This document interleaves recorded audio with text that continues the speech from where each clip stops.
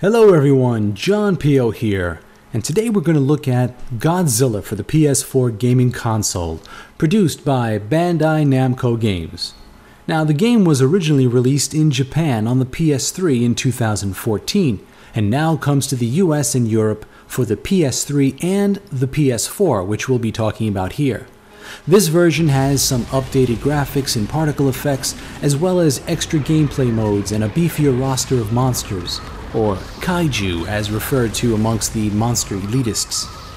Godzilla is one of those games that players are going to either love or hate, and the general consensus upon the initial release has been in the hate column. And to a modern gamer, that is someone to say under the age of, let's say, 25, I can see why. Godzilla touts itself as a fighting game.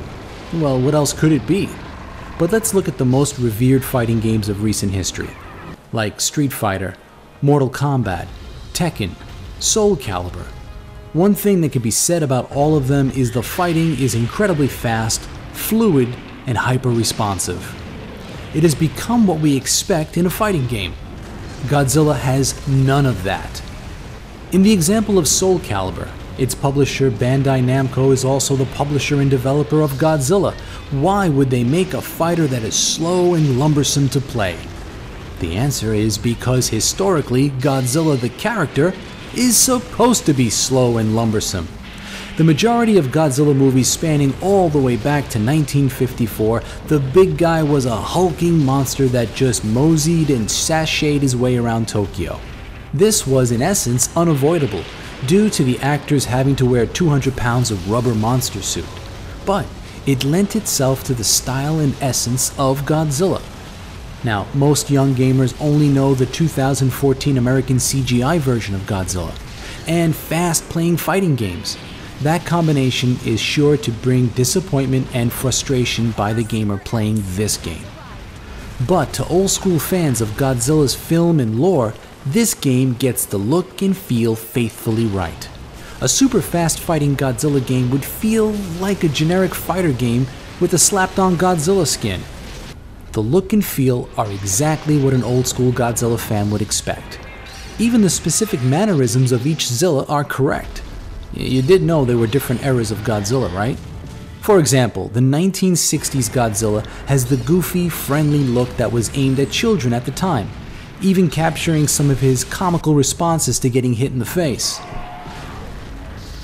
Now, a lot has been said online and in reviews about its subpar graphics, or that it looks like a nice PS2 game.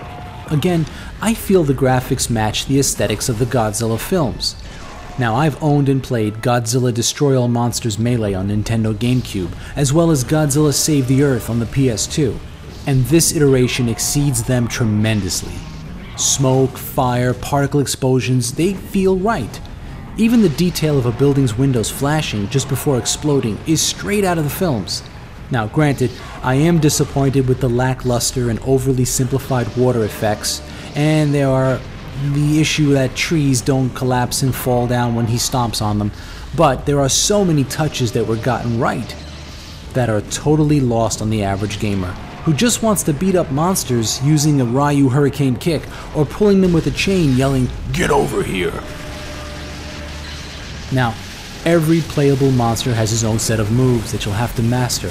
And yes, it does feel repetitive at times, but I feel that's more due to the fighting pace than anything else. After all, even the fastest fighting games are just a series of combo moves linked in succession. Just the speed forces you to react faster and with more urgency. Now, there are a ton of modes to play and explore, from story mode to a parade of monsters to fight, to unlocking and playing other monsters yourself. You can fight 1 to 2 players online, or set up and build a diorama set of your monster-loving dreams. Now, the big question is Godzilla worth the hefty $60 price tag that they're asking for it? Probably not, unless you're a hardcore Godzilla movie buff. But then again, I can think of plenty of games not worth $60 that haven't gotten the vitriol that this one's gotten. Games like Batman Arkham Asylum, and The Witcher 3 Wild Hunt are dazzling graphical marvels. But sometimes learning the usage of 20 buttons to play a game is a huge learning curve to get past before you start having fun. On the other hand, I keep picking up my controller to play Godzilla's simple, straightforward gameplay. A quick 1 to 4 minute battle and I'm off to atomic breath another kaiju. Oh, and one final thing that Bandai Namco got right about this game. In it, there is no 1997 Matthew Broderick iguana-esque Godzilla anywhere in the game. Thank goodness.